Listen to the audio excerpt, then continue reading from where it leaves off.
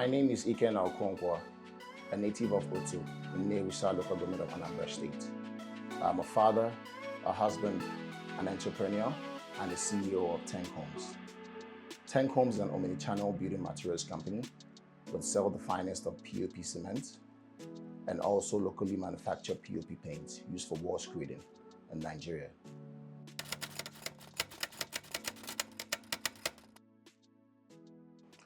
I would say Tenq Homes was born out of maybe necessity means preparation. Um, I didn't set out to establish Tenq Homes. I was running a company at that point called Hills.com.ng, which is an online shoe company. Um, in 2017, during the economic downtown, I would always look out for new businesses. And on this occasion, I was at a building materials fair in Victoria Island. I met a couple of companies, some selling tractors, some selling heavy machineries. But the one that I could easily access was a company that was selling POP cement, or gypsum actually, known as POP cement in Nigeria. I went, did my feasibility studies. It was the one that has the lowest barrier to entry and the ones that I could actually afford. And after I met them in March, in July of 2017, I had my first shipment. And like they say, the rest is a history. And since then, we've gone on to also establish or start manufacturing POP paint, which is also a material that goes in line with the POP cement used for building homes in Nigeria.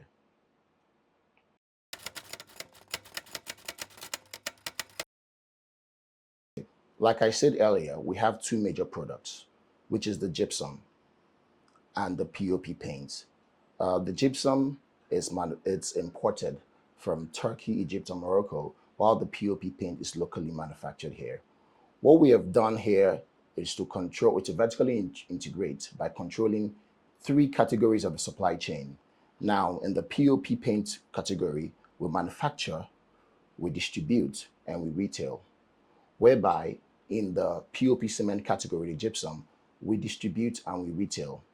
Now, for the businesses, what we've done for other businesses that sell our product is to offer them a chance to buy the goods directly from the port. This means that when we have new inventory, we can take the goods directly to them from the port to their warehouses, thereby saving them the cost of coming to our warehouses to pick them up, right? So that's how we save the cost for them. Now, for the end users, what we've done is to establish branches all across Lagos.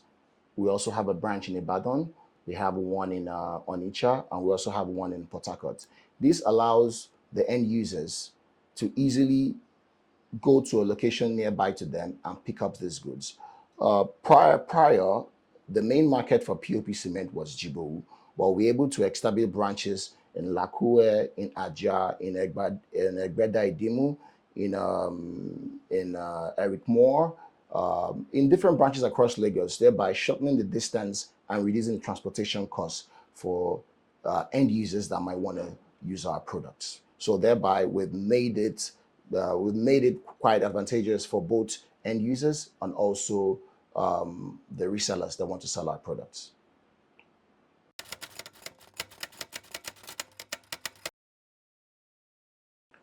Off the top of my head, the number one challenge for a businessman that imports in Nigeria will be an FX risk.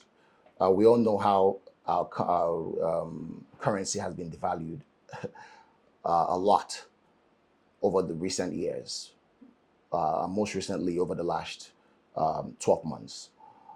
So in this essence, you can't really do much but take losses at the beginning. Now, if you have the capacity, you can also hold your inventory and wait for the goods to appreciate, whereby you can now still make a margin. Because of the elasticity of these products, the prices do not adjust as soon as we have a devaluation of the currency. This means for cash flow to continue, we'll take losses at the beginning, and hopefully prices appreciate. We can now add our margin. Now, the second problem every entrepreneur faces in Nigeria is a power problem. How we've been able to solve this.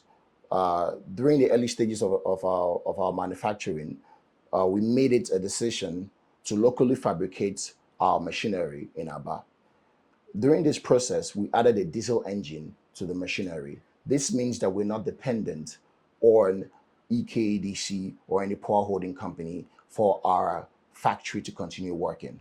So in this essence, all we need to do is to run our cycle. We power up the diesel engine that's attached to the machine and we'll produce our products.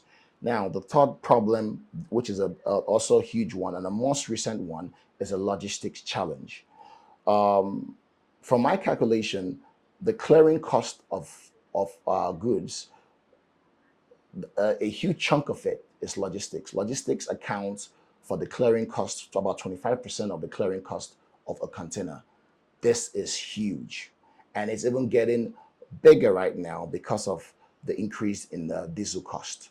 So how have we avoided this? We can't really do much about the logistics costs from the ports, but what we have done for local logistics is to be able to assist, subsidize some of the local transportation for customers that buy from our shops to their sites where they use our products.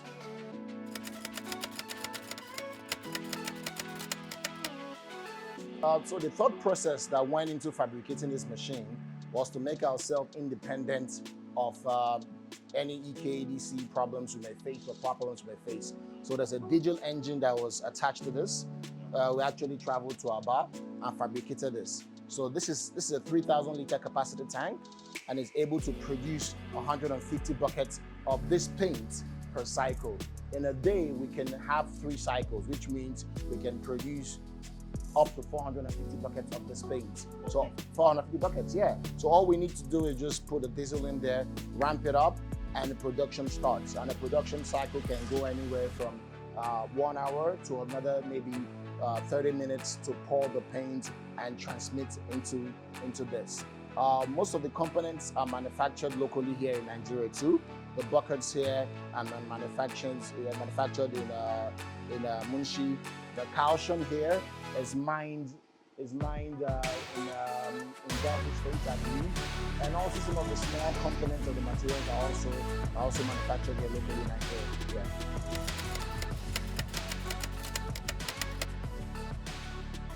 The future of Tenq Homes is to have a Tenq Homes product as part of every building project in Nigeria.